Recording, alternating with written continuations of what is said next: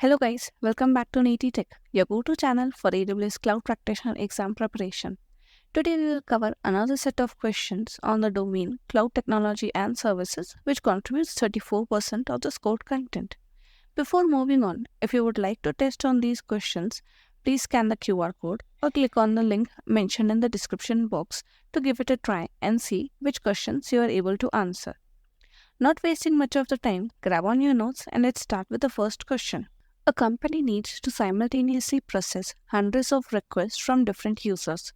Which combination of AWS services should the company use to build an operationally efficient solution? Options are A. Amazon SQS and AWS Lambda. Option B. AWS Data Pipeline and Amazon EC2. Option C. Amazon Kinesis and Amazon Athena. Option D. AWS Amplify and AWS AppSync.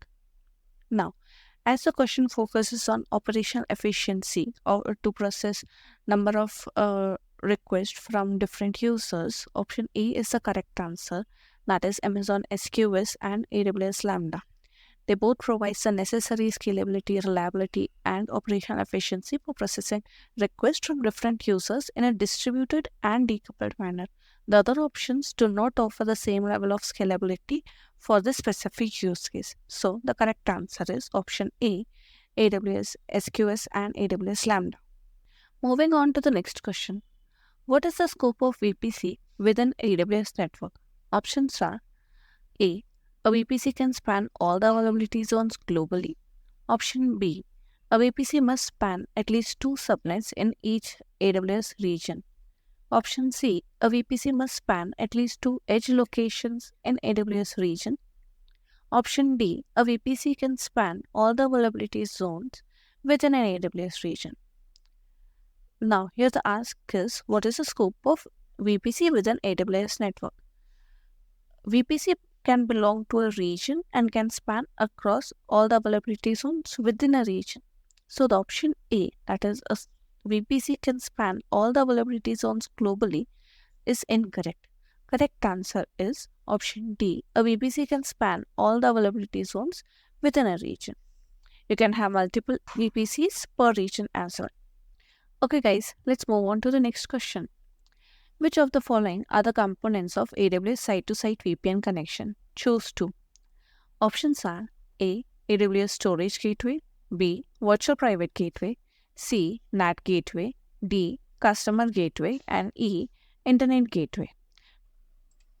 Okay, so let's understand what is site-to-site VPN connection. It is a way to securely connect your on-premise network to your VPC and leverage the resources in your VPC.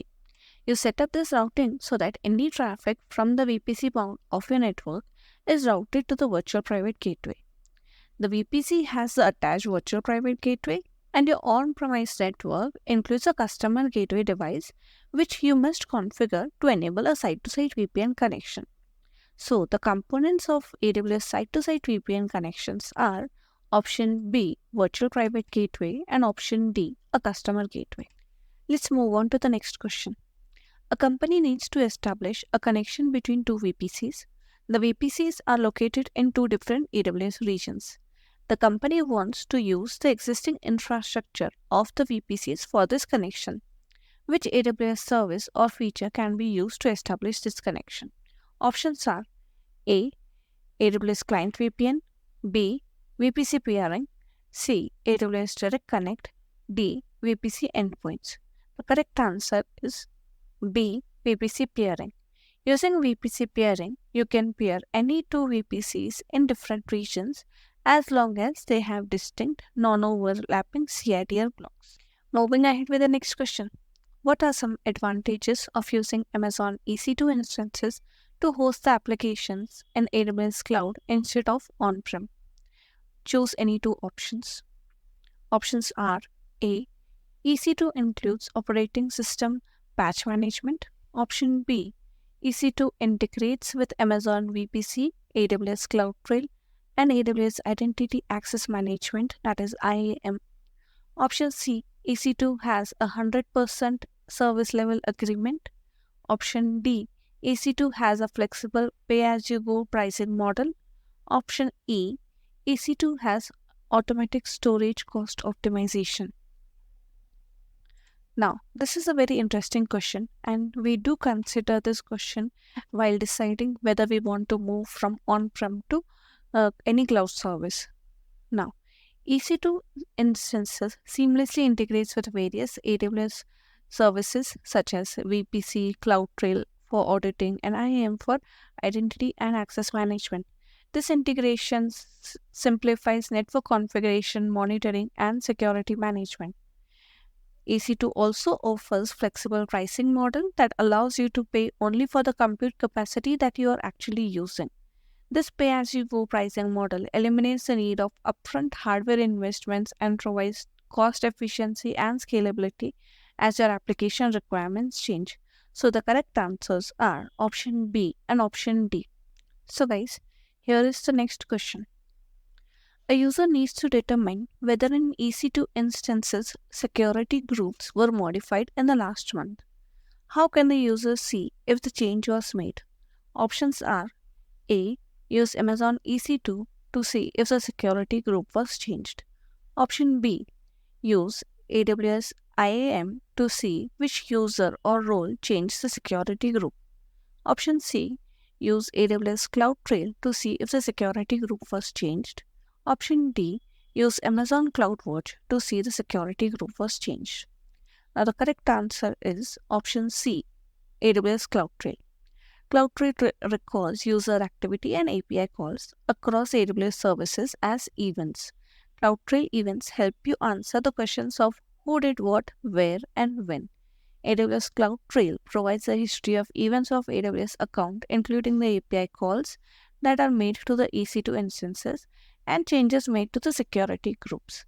So, by using CloudTrail, the user can determine whether the change was made to the security groups of an EC2 instance in the last month. Moving on to the next question.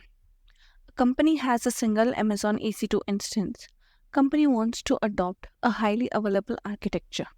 What the company can do to meet this requirement? Options are A. Scale vertically to a larger EC2 instance size. B. Scale horizontally across multiple availability zones. C. Purchase an Amazon EC2 dedicated instance. Option D. Change the EC2 instance family to a compute optimized instance. Now, here the ask is to achieve high availability. High availability means in case if your one of the EC2 instance gets terminated, your application still should be accessible. Now, the company has a single EC2 instance. So, in this case, if it goes down, then the application will not be accessible. Here, we need to scale the application across multiple availability zones so that in case if a single availability goes down or is impacted with any issues, then your application will still be accessible with the next availability zone, in the next availability zone. So the correct answer is scale horizontally across multiple availability zones. Moving on to the next question. A global media company uses AWS organizations to manage multiple AWS accounts. Which service or feature can the company use to limit the access to AWS services for member accounts? Options are AWS Identity and Access Management, Service Control Policies, Organizational Units, and Access Control List. The correct answer is Service Control Policies, that is SCPs. These allows an administrator to restrict service level permissions for accounts within the organization, setting limits on which services can be accessed. So the correct answer is option B, that is SCP. Next question is, a company wants to limit its employees' AWS access to a portfolio of predefined AWS resources. Which AWS solution should the company use to meet this requirement? Options are AWS Config, AWS Software Development Kits, AWS Service Catalog, and AWS AppSync. Here, the ask is to limit the members to predefined AWS resources, and the members should not be able to use any other resources. So, AWS Service Catalog allows organization to create and manage such catalogs of IT services that are approved for use on AWS. These IT services can include everything from virtual machine images, server, software, and databases to complete a multi-tier application architectures.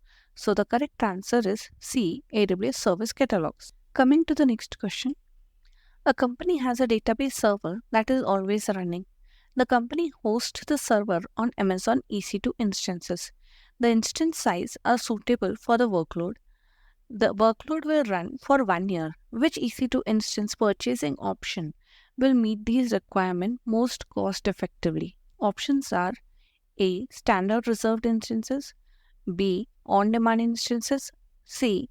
Spot instances, and D. Convertible reserved instances. The correct answer is A. Standard reserved instances because these provides you with a significant discount of up to 72% compared to on-demand instance pricing and can be purchased for 1 to 3 year term period. Customers have the flexibility to change the availability zone, the instance size, and networking type for their standard reserved instances. So the correct answer here is option A, standard reserved instances. So guys, that's it for today. I hope you like this video and this is helping you to prepare for your cloud practitioner exam. Please share this video with your friends as well. Again, if you wish to take test on the questions discussed in this video, please scan the QR code displayed on the screen or click on the link mentioned in the description box. If you missed to watch our previous video, you can find the link in the description box. Stay tuned for more such cloud practitioner exam tips and explanations right here on Neeti Tech. Don't forget to like, subscribe, and hit that bell icon so you never miss any update. Thank you.